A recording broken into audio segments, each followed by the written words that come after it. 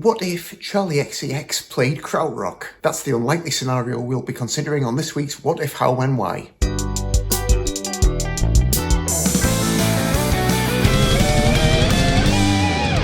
Hi, my name's Morgan Brown, and every week I upload a new What If video to my YouTube channel.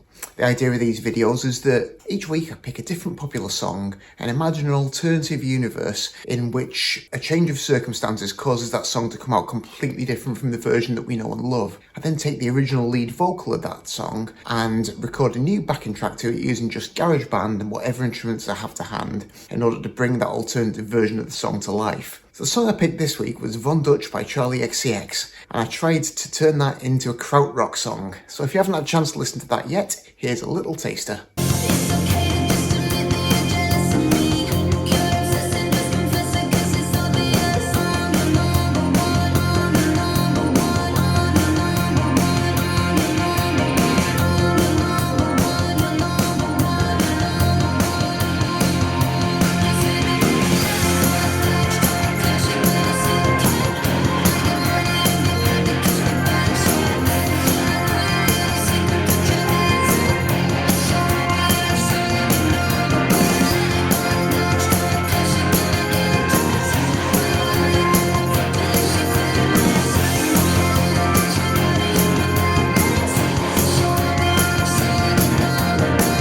So it was funny last year when the Brat album blew up and finally pushed Charli XCX into that kind of stratospheric level of stardom, to see a lot of takes from various people in the public eye talking about her like she was some kind of overnight success. Because, I mean, even as a pretty out of touch old guy, I've been aware of Charli XCX for a very long time. She's very far from an overnight success. She's worked very hard for a long time and has been kind of doing some pretty impressive stuff in pop music for well over a decade now. I guess, like a lot of people, probably the first I ever heard from her was when Icona Pop released I Love It, which I think was probably 2012. And I believe Charli had recorded her own version of that the year before. It didn't get released for whatever reason, but then the song got passed over to Icona Pop and they recorded their own version, but featuring her as a vocalist. And that song was just everywhere for a little while there. It was kind of cropping up on TV programs, soundtracks, adverts, all over the place. And from that point on, although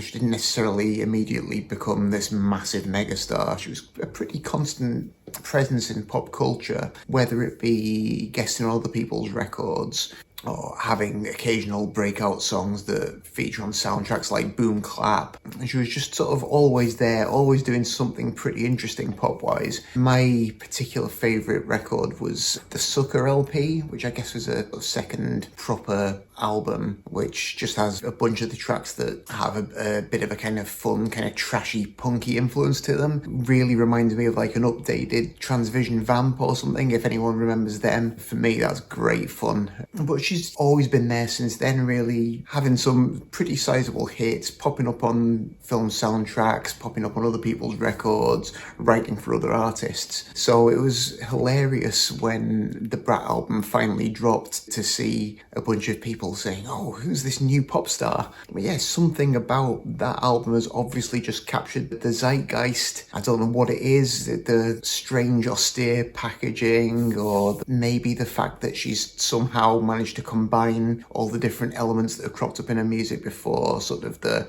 snarling kind of bratty attitude, but mixed in with these great pop hooks and melodies and a certain amount of vulnerability as well on some tracks. It just offers a pretty complete overview of her as an artist, so maybe that's what was needed to finally just push her through to that next level as a pop star. And while she has dabbled in sort of more guitar-based music, as I say, particularly on that Sucker album, the majority of her music has been very electronica-based, and the Brat LP is no exception. It's a very electronic synth-based record, and maybe that's what prompted me to start thinking about Krautrock, or possibly It's just that I'd been listening to quite a bit of krautrock lately and just really wanted to do something with that, and also really wanted to do something with a Charli XCX song. Who knows? Certainly there's no other particularly direct correlation I can see between the two. I don't know if Charli XCX herself has ever particularly investigated the world of krautrock, but I think there's some stuff in that music that she might be able to draw from and that might interest her if she did feel like checking it out. It's interesting, krautrock. Like quite a few of the genres that I've talked about on these videos, the closer you look at it, the more you realise that there are actually not that many musical unifying factors between the bands that you think of as krautrock. Taken individually, a lot of the bands that most epitomise that genre could actually be seen to belong to other genres, whether it's prog rock or space rock, proto-electropop, ambient. There's a lot of different elements going on. I guess the unifying factor between those acts was, obviously, they're all coming out of Germany, starting in, I guess, the late 60s, and they have, to some extent, the common goal of creating a new German avant-garde popular music form. Probably some shared influences in there too, but the way that they go about doing that between different bands varies quite a lot. So I guess that obviously the most famous band to come out of Germany at that time is Kraftwerk, who, everyone is to some extent familiar with their sound, their experiments with synths and drum machines that form the basis of pretty much all electronic popular music ever since, really. Beyond them, similarly electronic but in a completely different vein, there's Tangerine Dream, who operated more in his soundscapes, so massive influence on all kinds of ambient music that came afterwards, massive influence on loads of film soundtracking, which they did themselves a lot of. Like the amount of movies that you see from the 70s and 80s where it turns out the soundtrack's by Tangerine Dream, there's a lot. But then there are other bands who have a much more rock music basis, even though they'll use electronics as well. I guess Can are another of the leading names in the krautrock scene, and although they are using synths, they're much more based on a kind of traditional rock band lineup. And musically, all kinds of wild influences in there. There's bits of free jazz, bits of experimental serious music like Stockhausen's Music Concrete, which I think was a massive influence on most of these krautrock bands, to be fair. Some of those Can records, though, they come off somewhere between, Captain Beefheart and his Magic Band and Bitches Brew Era, Miles Davis, that kind of freeform sounding, unpredictable, wild guitar-based music. And then there's Neu, who are probably my favourite krautrock band, the band who, for me, if you say krautrock, that's what springs to mind. Michael Rother and Klaus Dinger, I think the two of them had quite different artistic goals, but when put together they created this magical sound. Although I think other bands also used it, it's Neu who really kind of epitomised the Motorik beat, which is one of the aspects of krautrock that people will always remember, this sort of driving, almost machine-like rhythm with the eighth notes on the kick drum, just a really regular forward movement, and that underpins a lot of their material. And then just overlaid with these repetitive elements, kind of trance-like elements, very, very simple guitar riffs, synth drones, little tape loops and things. And it was really just a whole different way of approaching being a rock band. Like a lot of the other krautrock bands, it's just a total abandonment of traditional song structure. Instead of, having carefully divided verses and choruses and bridges, you're just starting with a beat and then building on top of it and letting it just run as long as it needs to run. And that was so influential. I mean, you can hear the influence of Neu and a bunch of these bands on what Bowie was doing from the mid-70s onwards. You can hear it in proto-punk bands like Pere Ubu. You can hear it in the more experimental punk bands, and all the way through into post-punk. The likes of The Fall, absolutely building on a foundation of Neu and Can, these kind of krautrock pioneers. And I think beyond rock music as well, pretty much all electronica and probably an awful lot of dance music owes some kind of debt to Kraftwerk and Neu and all these bands, whether they know it or not. I mean, I guess if you're making dance music in the 21st century, you're maybe not aware of that lineage, but if you follow the steps back, it's highly likely that somewhere along the line of evolution, that this idea of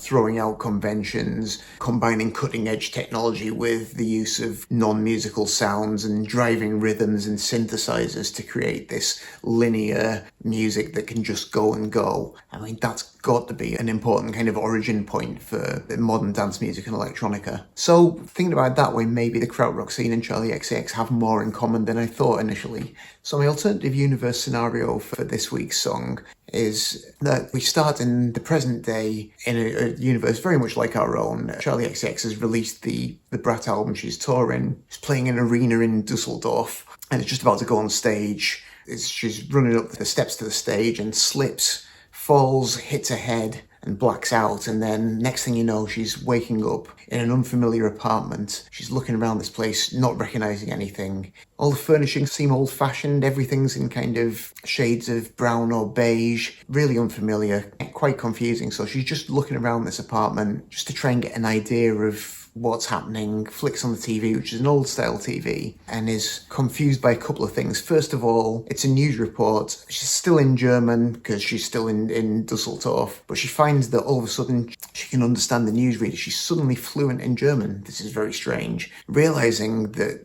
she's fluent in German, she listens to the news report and finds that they're reporting on the Watergate scandal, which seems very odd because obviously that, as far as she's aware, has happened many decades ago. So she, in a growing sense of panic and confusion, flicks through the other channels, but all the other channels also have early 70s programming on. In her panic, just blacks out again. When she comes to and she starts to look more into it, she reaches the inescapable conclusion that although she's still in Dusseldorf, she has somehow woken up in 1972, and she doesn't know whether she's dreaming or whether from hitting her head she's in a coma and this is the fantasy that's being produced by her brain. But one way or another, there's no sign of her waking up. She's not coming to again in 2025, so she has no option but to just continue trying to live a life in early 70s Dusseldorf. As luck would have it, it's a time and a location where lots of really exciting stuff's happening, so she goes to investigate the local music scene, meets a bunch of the people who are involved in it, including Florian Schneider from Kraftwerk and the members of Neu, starts collaborating with some of these people, and as time goes on she realises she's not going back to her own time. She decides she needs to just rebuild her musical legacy in this time that she finds herself in, so starts working on re-recording her favourite songs using the technology of the time that she finds herself in with the collaborators who she has available, and that's how you end up with this krautrock sounding version of Von Dutch. So putting aside such far-fetched notions, in my own attempts to create a krautrock version of Von Dutch, as ever, the first thing I need to do is just take the isolated vocal and drop it into GarageBand, get that synced up to the grid. Obviously, it's recorded to a strict drum machine pull, so that was nice and easy. I sped up the tempo a bit because I wanted to get that really driving Motorik rhythm. That was pretty important. So that was the next thing I put on. I just programmed in some drums, playing that really strict Motorik, 8 notes on the kick drum, driving rhythm. Could have just looped it, but I wanted it to feel a bit like it was being played by an actual person, so I played the whole thing in, just threw in a couple of really simple fills, nothing too elaborate at all. I just wanted mainly that driving momentum. After that, just layered on a very simple bass line, which again just repeats throughout one little pattern, no changes whatsoever, and a rhythm guitar which essentially just hammers away on one chord. I think I occasionally just take my fingers off to just let the open strings ring, but otherwise I'm just hammering one chord on 8th notes again. So you've got that trance-like repetitive groove going on.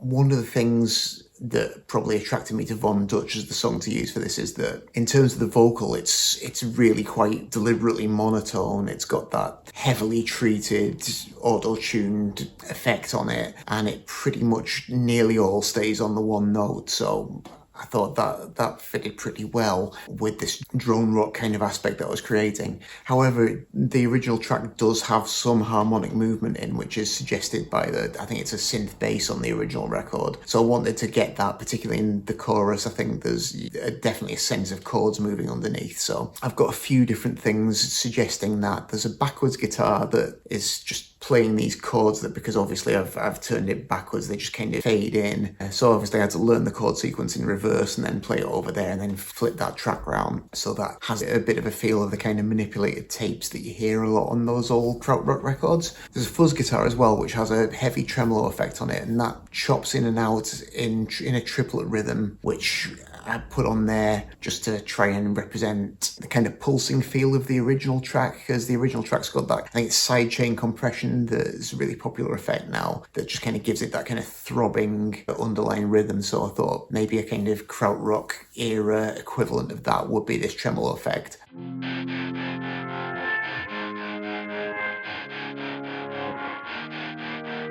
And then there's one more backwards guitar on there that just does some little kind of heavily distorted swells at strategic points in the song as well, which I match up with some cymbal swells as well, so it just gets little kind of build-ups of tension at various points in the song to give it a bit of dynamic push and pull. And then there's a few keyboards on there. I've got a synth bass that just provides another pulsing, droning, repetitive element underneath the whole thing. And then I found a few different sort of non-musical kind of soundscapey synth sounds that I can just work in there. So they're just building up little layers of ethereal noise really at strategic points in the track that just weave through there and create bits of atmosphere as we go along.